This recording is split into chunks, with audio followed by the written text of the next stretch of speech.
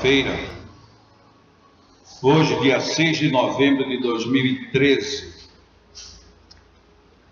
Eu abri aqui, como sempre, casualmente no Evangelho, e caiu um texto que diz respeito ao que ocorre todo primeiro final de semana de novembro, quando nós dizemos que são homenageados os desencarnados, os mortos. O texto evangélico foi extraído de Mateus, no capítulo 9, versículos 59 e 60, em que está anotado o seguinte: disse a outro, segue-me, e o outro respondeu, Senhor, permite que primeiro eu vá enterrar meu pai. Jesus lhe retrucou, deixa aos mortos o cuidado de enterrar seus mortos. Quanto a ti, vai anunciar o reino de Deus. Os comentários feitos por Allan Kardec, em 2 parágrafos, são bastante significativos. Que podem significar estas palavras? Deixa aos mortos o cuidado de enterrar seus mortos. As considerações já feitas mostram, em primeiro lugar, que nas circunstâncias em que foram pronunciadas, não podiam exprimir censura àquele que considerava um dever de piedade filial e sepultar seu pai. Tem, no entanto, um sentido mais profundo que só o conhecimento mais completo da vida espiritual podia tornar compreensível. E aqui Allan Kardec continua: a vida espiritual é realmente a verdadeira vida, é a vida normal do espírito. Sua existência terrestre é transitória e passageira, espécie de morte se comparada ao esplendor e atividade da vida espiritual. O corpo não passa de vestimenta grosseira que reveste temporariamente o espírito, verdadeiro grilhão que o prende à gleba terrena, do qual ele se sente feliz em libertar-se. O respeito que se consagra aos mortos não se prende à matéria, mas ao espírito ausente, mediante a lembrança dele guardada. É análogo àquele que se tem pelos objetos que lhe pertenceram, que ele tocou e que as pessoas que lhe são afeiçoadas guardam como relíquias. Era isso que aquele homem não podia compreender por si mesmo. Jesus então lhe ensinou dizendo: não te preocupes com o corpo, pensa antes no espírito. Vai ensinar o reino de Deus. Vai dizer aos homens que a pátria deles não é a terra, mas o céu, pois somente lá transcorre a verdadeira vida. Dentro dessas considerações feitas por Allan Kardec, alguns pontos se destacam bem interessantes. Primeiro, não há, nem houve em Jesus, nem mesmo na conceituação espírita, nenhuma condenação às cerimônias fúnebres. Elas são necessárias, são respeitosas e também retratam o vínculo que nós temos emocional com as pessoas que partiram. Poderíamos estender dizendo que a saudade é um fenômeno não só natural, como peculiar dessa circunstância. Quando nós nos apartamos de alguém que queremos bem e simplesmente deixamos para lá como se nada tivesse acontecido, não significa dizer que nós não tenhamos o bem que tínhamos, mas fica difícil nós negarmos para nós mesmos o sentido da saudade, o sentido que faz a ausência daquela pessoa que nós queremos bem. Algumas pessoas espíritas costumam criticar quem está sofrendo a dor de uma saudade de alguém que partiu para o mundo espiritual. O que deveríamos pensar, ponderar, é que o desespero em qualquer circunstância da vida é um mau conselheiro.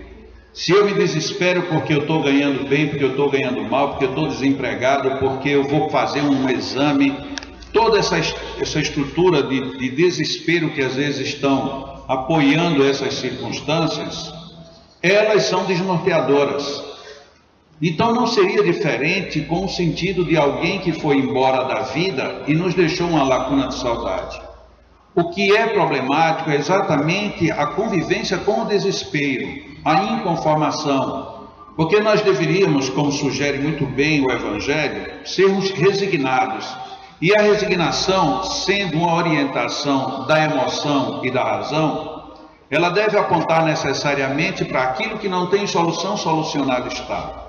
Alguém que já partiu não tem como voltar dentro do mesmo padrão em que partiu. Mesmo quando a gente entende muito bem os processos da reencarnação, a reencarnação ela não se dá de forma instantânea, nem no padrão que talvez muitos gostariam que fosse. Então, dentro desse aspecto, nós temos que nos conformar com a ida. O sentir saudade, o sentir a falta, é um sentimento de todo natural. Não há como nós escondermos que sentimos falta, que sentimos saudade de alguém. Um outro problema a que Jesus se refere quando ele diz ao homem que primeiro ele vai cuidar das coisas do espírito e deixe que os mortos cuidem dos mortos, ele estava querendo dizer que nós emprestamos tanta atenção aos valores das coisas físicas que nos esquecemos de outras coisas tão ou mais essenciais como as que são espirituais. Jesus, pelo pouco tempo em que ele esteve conosco, ele não perderia de jeito nenhum nenhuma oportunidade de gerar reflexão para a posteridade. Tem muitas pessoas que dizem, eu perco o amigo, mas não perco a piada. Jesus era o contrário. Ele não perdia a oportunidade de deixar marcas para que todos seus amigos amanhã viessem a despertar plenamente para uma outra realidade. Dentro da abertura que Allan Kardec propõe, por outro lado, nós encontramos Allan Kardec dizendo textualmente, a vida espiritual é realmente a verdadeira vida. É a vida normal do espírito. Parece que a maioria dos religiosos, de todos os credos, entendem e divulgam isso, mas não aceitam. Porque é impressionante como nós temos dificuldade de lidar com o fenômeno da desencarnação, com o fenômeno da morte. Nós rejeitamos, nós pulamos de um lado, pulamos do outro. Se alguém está à beira da morte e vai viver vida vegetativa, a gente quer que a pessoa fique lá sofrendo e a gente não sabe às vezes nem qual é a lógica disso. E nós entendemos que a verdadeira vida é a vida espiritual. Mas isso conflita porque nós temos essa sensação da saudade, da falta. Nós, de certa forma, somos ainda muito egoístas. Nós queremos que as pessoas estejam ao nosso derredor sempre e para sempre. Muitas vezes estamos do outro lado e gostaríamos que a visão fosse diferente. É natural, é tanto que Deus nos deu um instinto de conservação, mas é natural também o fenômeno do desenlace, de partida, porque se tivessem espécies na Terra que nunca pereceram, então nós teríamos pelo menos uma exceção da regra. Mas tudo no mundo muda, tudo no mundo se transfere. Tudo passa por transformações. A transformação vital, ela é imprescindível para o nosso próprio progresso. Se a gente ficasse totalmente travado a vida inteira, que progressos nós adquiriríamos? A questão que vem em decorrência é, a vida verdadeira é a espiritual. Mas a vida física como ela é, ela tem a sua função. Se nós analisarmos fazendo a mesma ponte, o mesmo link, nós dizemos que o nosso estado natural é o estado de despidos, porque nós nascemos despidos. Todavia, nós nos vestimos, seja por um embelezamento, seja por uma proteção do corpo, seja por imposição da sociedade, seja por que for, apesar de que eu diga que a minha disposição física natural é a de despido, enquanto eu estou no padrão de encarnados, eu tenho que usar tudo o que tanto a sociedade, quanto a lei e os princípios éticos e morais me solicitam. Eu não posso dizer que porque eu nasci despido, eu agora tenho que andar dessa maneira. Porque se fosse assim, nós também teríamos que ser sempre banguelos, teríamos que nunca saber falar, não saberíamos andar e ficaríamos totalmente travados. Nós temos a necessidade da reencarnação para encetar etapas de progresso. Algumas vezes, quando fazemos a comparação do estar encarnado com vestir uma roupa, por um lado isso é interessante, o nosso corpo é um vestimento, mas é uma vestimenta, mas não é uma vestimenta tão descartável como as vestimentas com as quais a gente se compara. Ainda assim, muitas vezes nós queremos fazer doações daquilo que está até congestionando por falta de espaço os nossos guarda-roupas. Mas a gente diz, bom, essa daqui eu não uso mais, mas essa eu não vou dar. Não vou dar por conta disso. Essa daqui eu também não vou dar, porque essa daqui eu me lembro que foi. Bom, mas essa daqui, bom, essa é a única que eu não dou de jeito nenhum. E aí a gente começa a descobrir que a gente tem um monte de coisa que não serve de coisa nenhuma, mas a gente não se desfaz. Muitas vezes da nossa tendência a ficarmos presos demais, excessivamente ao corpo, guarda relação um tanto quanto com essa imagem. Nós nos afeiçoamos, e é natural que nós nos afeiçoemos ao nosso corpo. É muito engraçado nós nos imaginarmos numa outra encarnação. E a gente se imaginar, mesmo que a pessoa nunca pensou em reencarnação. Tá bom, eu vivi uma outra vida. E eu vivi uma outra vida no mesmo sexo em que eu vivo hoje. Eu vivi nessa outra vida, agora só que em vez de Natal, eu morei na África. Quando a gente fala na África, a primeira imagem que a gente vê é de alguém de cor escura. E a gente se esquece de que na África teve colonizações inglesas que tem gente muito mais branca do que os brancos nordestinos. Mas a gente começa a criar estigmas tão fortes que a gente não desassocia mais a realidade natural dos fenômenos. E aí eu vou começando a imaginar, bom, mas na outra encarnação, como é que era o meu cabelo? E os meus olhos?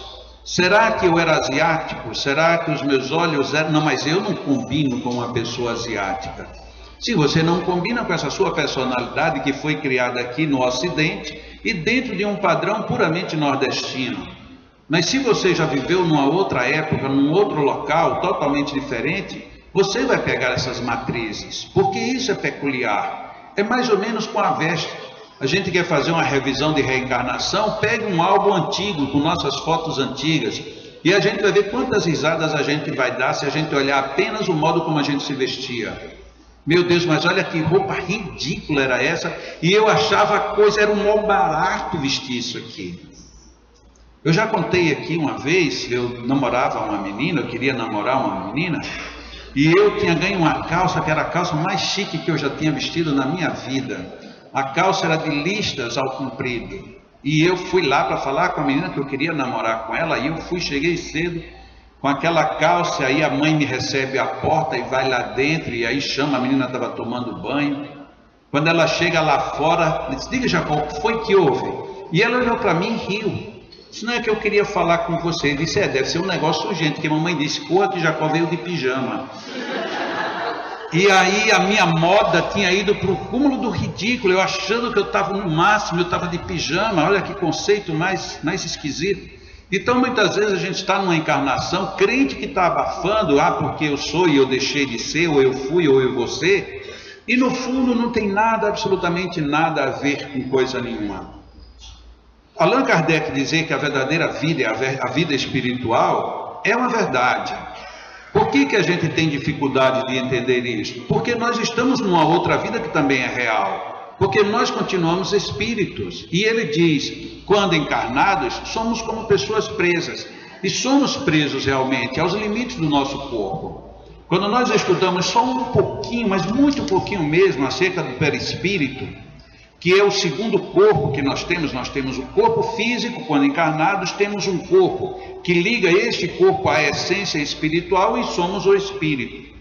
Quando nós estudamos só uma pequena reflexão acerca do perispírito, nós começamos a entender certas coisas que parece que passavam batidas. Por exemplo, uma expressão que é muito utilizada, inconsciente. O nosso inconsciente tem mais força na nossa vida do que o nosso consciente. É a primeira coisa que a gente se choca no dia que ouve isso. Não, porque eu só faço o que eu quero. Senão você só faz o que você nem percebe que você faz. Porque o seu inconsciente é que ele manda. Por que você tem medo de barata? Eu não vou nem perguntar a uma pessoa específica. Por que você tem medo de barata? Porque o consciente diz, uma barata não lhe ataca, não puxa uma arma, não lhe morde, não solta veneno. Uma barata não faz nada de mal. Por que você tem medo da barata? Porque o seu inconsciente, por algum motivo, está dizendo que aquilo já lhe causou algum tipo de pavor.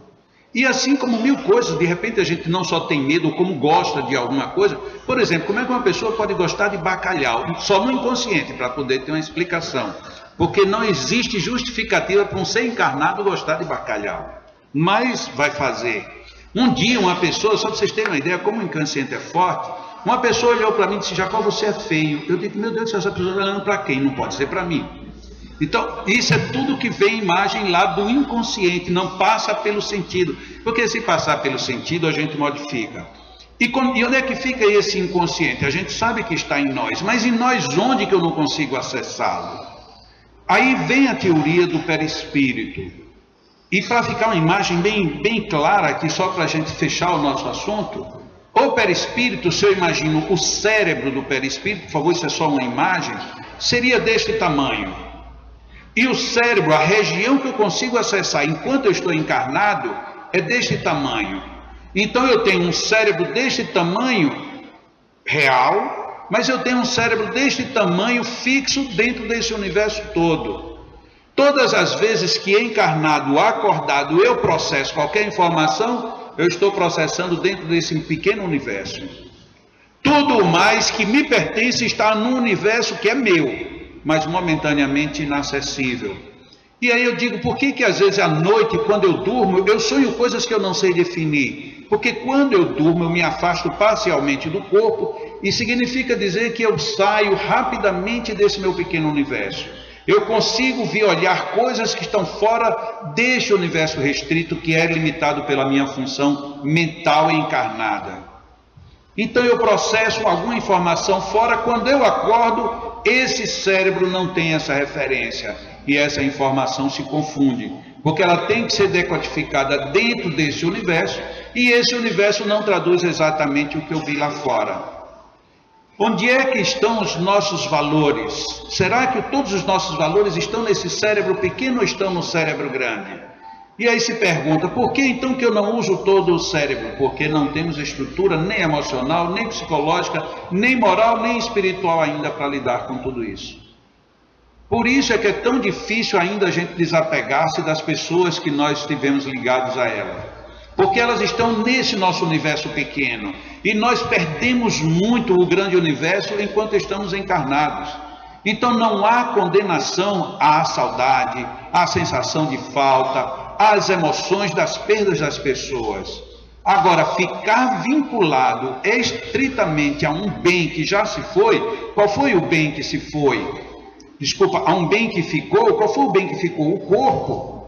O corpo ficou e desapareceu. Mas qual é a essência? A essência ela está por aí. Eu já disse que ia fechar, mas vou fechar agora. Quando a mãe desencarnou, agora vai fazer 3 meses ainda, muita gente veio me dar condolências, veio me dar abraço, não só a mim, como aos familiares, e é mesmo pessoas que frequentam Leão, outras pessoas de fora, com justa razão, cumprimentam do mesmo jeito. Então as pessoas vêm e quase todas unanimemente diziam, mas Dona Dagmar está num lugar muito bom. Eu ouvi isso de católicos, de protestantes, de pessoas que a conheciam muito, de pessoas que a conheciam de relance. Todo mundo unanimemente diz, Dona Dagmar está num lugar muito bom. Eu creio também. Por que eu acredito? Não só pelo que ela foi, mas pela própria natureza. Allan Kardec coloca no finalzinho da mensagem, o lugar teu não é aqui na terra, é no céu. Mas que céu? O céu é o mundo espiritual. E esse mundo espiritual, ele não pode ser pior do que o mundo físico, a não ser que eu prepare um mundo espiritual muito ruim. Então eu posso ter saudade, e a pessoa, apesar disso, estar bem. O que eu não posso é ficar no desespero, porque o desespero constrange quem está do outro lado. Imagina alguém chegando para a gente e dizer, eu estou ótimo, eu estou muito bem aqui. Por que você está tão desesperado? Teu desespero me machuca. Acalma-te, tenha saudade de mim, ore por mim, vibre por mim, e eu vou te ajudar muito mais do que você ficar nesse desespero. Eu não posso mais estar ao teu lado fisicamente como estava, mas estou agora emocionalmente, espiritualmente. Ou eu não acredito que ela está num lugar melhor? Ela está num lugar melhor, mas só a minha mãe? Não, todos os nossos seres, eles estão num lugar melhor. Ah, mas eu fui no centro espírita e disseram que meu filho está sofrendo muito. Ele está sofrendo do mesmo jeito que você está sofrendo. Nós sofremos de acordo com o que nós sintonizamos. Por isso que Jesus disse de uma maneira quase fria e lacônica, deixa os mortos cuidar dos seus mortos. Quanto a ti, cuida do reino dos céus. Ou seja, o teu morto já não está morto, o teu morto está vivo no reino dos céus. E é a este que nós devemos prestar a nossa homenagem e o nosso respeito. Domingo que passou, nós tivemos o Café Cultural com o Andrei. Foi um café extremamente interessante, ele fez umas abordagens muito ricas. E à tarde, pela parte da manhã, ele falou sobre o alto amor. E no segundo momento dele, ele fez uma abordagem essencialmente dentro do texto evangélico, muito rica, muito interessante. E à tarde, aqui conosco, no domingo, ele esteve falando acerca do perdão. Também teve reflexões muito valiosas. A mensagem da tarde, a partir de hoje, ela estará disponível no site do Lean, www.lean-larespirita.org.br. Quem não pôde vir no domingo à tarde, dá uma assistida lá. É uma palestra de 50 minutos, mas muito interessante. E o nosso próximo Café Cultural, que será no dia 1º de dezembro, esse talvez ninguém vá vir, porque vocês já estão enjoados da minha cara, serei eu que vou fazer. Mas para não ficar essa coisa repetida de toda quarta-feira, no Café Cultural de dezembro, eu também vou falar de um tema interessante, amor e alegria. E vai ser um Café Cultural que eu vou procurar fazer o mais interativo, ou pelo menos o mais engraçado. Eu não virei com o nariz de palhaço, fiquem tranquilos. Mas será uma forma bem interessante de nós refletirmos acerca do amor. Então, se quiserem ir anotando, dia 1º de dezembro, o Café Cultural será com Jacó Melo. E em janeiro, nós teremos o nosso seminário de passes de magnetismo, que é anual, é aqui no Lean. E domingo agora no café, algumas pessoas não, alguém me trouxe a informação de que algumas pessoas estão reclamando de que aqui em Natal eu só faço este seminário. E realmente eu só faço um seminário por ano em Natal. E é aqui em janeiro e é no Lean. Algumas pessoas, não, mas não deveria ser em janeiro, deveria ser em fevereiro. E aí, bom, cada um quer que seja numa época. Tem que ser numa época. E a época, como sou eu que faço o evento, tem que ser uma época que eu tenho certeza que eu estou em Natal. No mês de janeiro eu estou em Natal, por isso é que é no mês de janeiro. Então, segundo, terceiro e quarto final de semana de janeiro, teremos o curso de magnetismo, sendo que do segundo momento em diante nós teremos a parte prática, e nessa parte prática só participa quem tiver participado da parte teórica. E neste seminário deste ano, o único ponto que vai ter diferente dos demais é que nós vamos abordar bem focadamente a questão das dores, como trabalhar dores com magnetismo. Então, está aí a anotação, está aí os convites, lá no cartaz, no nosso quadro de avisos tem cartaz. Se alguém quiser deixar dados para a inscrição do seminário, pode falar com Lucila, ou então vá direto no site tem todas as informações de como funciona a inscrição para o seminário de passes. Vamos agora ficar bem relaxados para fazermos a nossa segunda parte.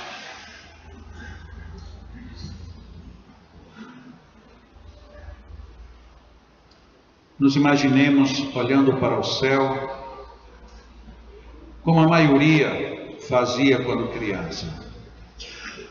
Busquemos as nuvens,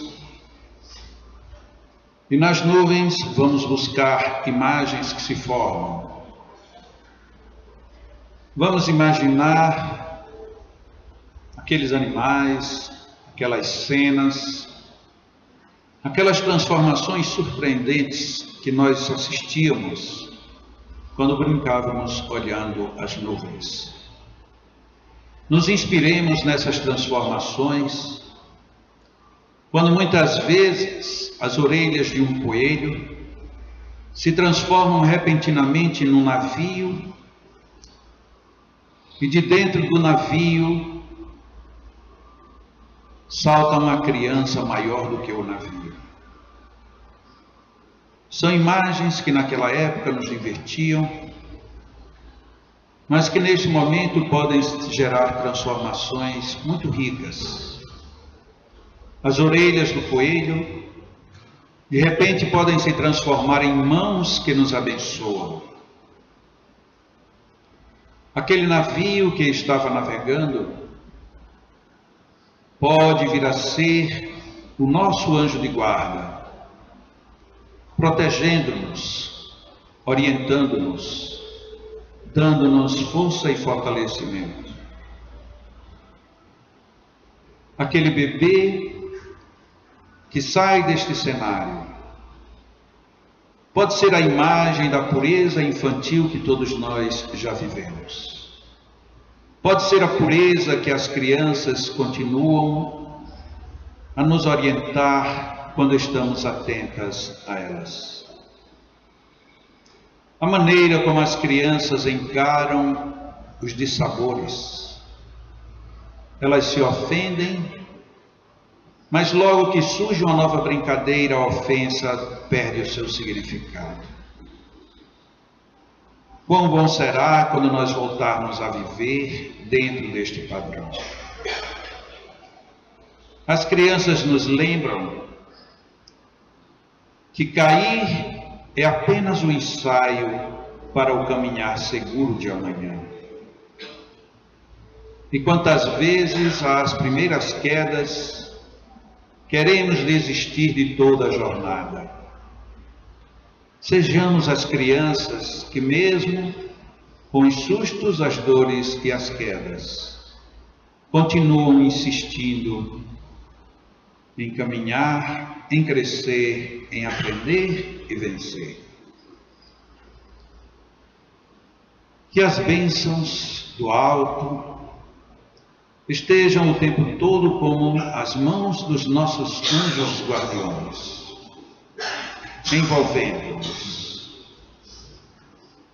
Se alguém se lembra daqueles quadros antigos, em que crianças atravessando rios, chuvas e tempestades, anjos alados as protegiam por trás. Imaginemo-nos as crianças protegidas, porque no fundo é tudo isso que nós somos ainda. Crianças em busca de proteção e os nossos anjos querendo nos proteger.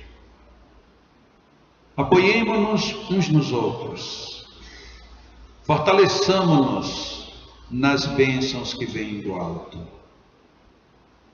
Permitamos que o nosso mundo seja um mundo maior em paz e em harmonia. Porque a felicidade só entra no mundo que se abre para ser feliz.